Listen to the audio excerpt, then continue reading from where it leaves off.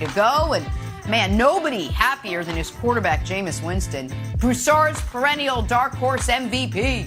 Take a listen. So, James, hey, guys, how we doing? Back at it, right? Gotta love it. Good to see y'all faces. Yes, we are back. First day. Great day. Day one, favorite day. Broussard, I gotta ask you, Jameis Winston, is he a dark horse MVP candidate this season with Michael Thomas healthy? Jenna, if he was a dark horse MVP candidate without Michael Thomas, what do you think he is with him? Yes, 1,000 times yes. Jameis Winston is a dark horse MVP candidate. And it's not just the great Michael Thomas, who I personally expect to come out with a massive chip on his shoulder to show people, oh, y'all forgot? Y'all forgot what I'm about? I caught 149 balls the last time I was healthy. Wait till you get a load of me now. So he's going to be awesome. But there's other guys. Didn't they just bring in Jarvis Landry, all right, who left one of Nick's favorite quarterbacks, Baker Mayfield, for my man Jameis? And didn't they draft Chris Olave out of Ohio State? Yes, I'm an Ohio guy.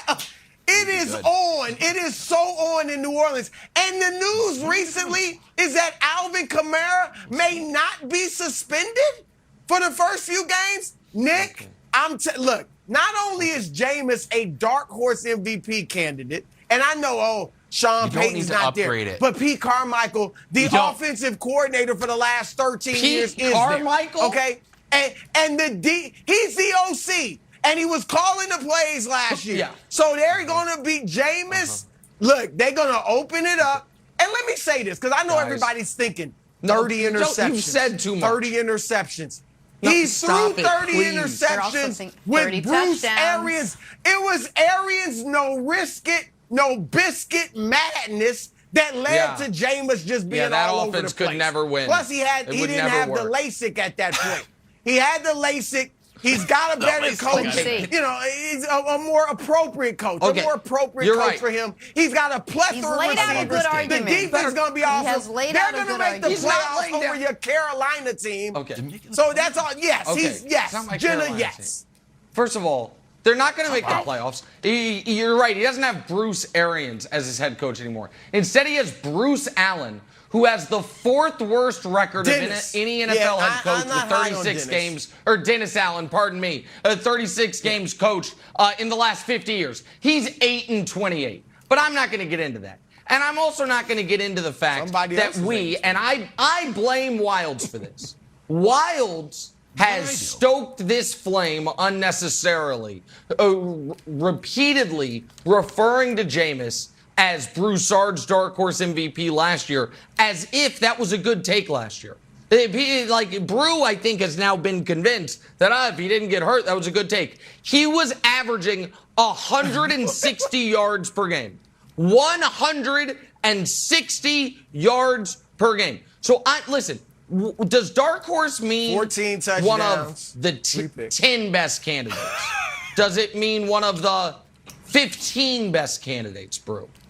Does it mean one of the 20? Are you saying he's one of the 20 best Here's what it candidates? means. What does it mean? Tell me. Because then I want to respond. It means you're not even thinking about him. He's not in the picture. You're dismissing him just like you are right now. He's not 15. He's not 20. Yeah, he's just completely under the radar. Nobody's thinking about him. And all of a sudden, the Saints are 6-2? The Saints are 9-3. Jameis has 21 touchdowns and 4 interceptions. We might have to start giving him some consideration. That's what it is. It's not my pick, but dark horse. That's what it is. No, that's a better dark horse definition than Wilds' frisky definition. Frisky. No, okay, listen. That's a good dark horse definition. Brew this morning is taking unnecessary shots at people to try to camouflage his horrendous takes. Like, I don't understand why you feel the need to take a shot at Wild's Frisky, my Draymond opinion. Dark, or like, so is he a better MVP candidate than, what if I told you there are 30 guys who are more likely to win MVP than Jameis Winston? 30 guys. Would that be enough to move you off the idea that he's a dark horse? Lunacy? Okay. There are 30. Josh Allen, Joe Burrow, Jamar Chase, Myles Garrett, Lamar Jackson, TJ Watt, Derrick Henry, Nick Chubb, Matt Ryan, Patrick Mahomes, Derek Carr, Justin Herbert, Micah Parsons. No, I will. That was 15 just in the AFC. You want to keep going? Like, Wilds, please bring some sanity to the conversation. If they win 12 games, Nick, can they win 12 games? They're not winning 12 games. Can they win 12 games? 12? No, the they defense can't win is 12 stout. games. Is the defense not a top 5 defense? Is the defense not top 5? 12 games. Did you hear the weapons I just said? Olave, Landry, Thomas, Kamara. Wild. Step in and save Nick. Step in and save me. This is getting embarrassing. Save me. Save me. Here's the thing. Do I think they're going 12-5? Probably not. And I don't know if we have the schedule. But, Nick, Broussard has got a point. They could start off very, very hot. Look across, be like, ooh, we're feeling like the frisky Pelicans. Here's the schedule to start. Falcons. Marcus Mariota. I don't know how good the Falcons are. That's one win. Win number 2, Bucks.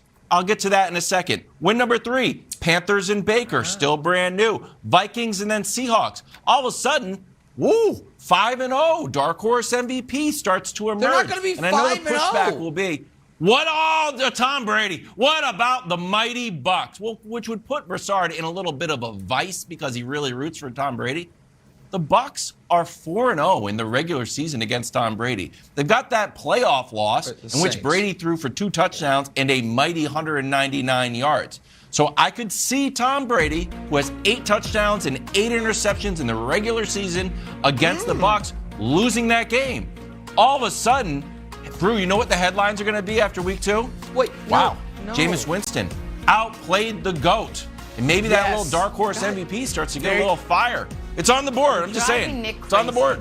Hold on. Outstanding take, Bob. Outstanding take. Is this a conversation about could the Saints defense carry them to respectability? Or is this a conversation about if the Saints quarterback could win MVP? Because maybe I'm still drunk from last night and I misunderstood the morning meeting. What are we talking about here? Is the conversation about could the Saints defense stifle Tom Brady? I'll listen to it. Is the conversation about is Cam Jordan a Hall of Famer in our midst and no one talks about it? I'll listen to it. Or is the conversation could Jameis Winston, who give me the video please, pre, post, and even during LASIK surgery, still manages to make plays like this one. The Wilds, I know you remember this because it stung your Patriots. The idea that Jameis, can we show the video? This wasn't great. Is some fixed player. No, of course it wasn't great. That's because he's Jameis Winston. Great. Listen, he's likable. Won the game, though. Wasn't it's great, a touchdown. Won the game. They did win. In coverage. Won the game. Right, there was one place he could place that ball. One place he could place that ball, and he did it. And he did it on purpose.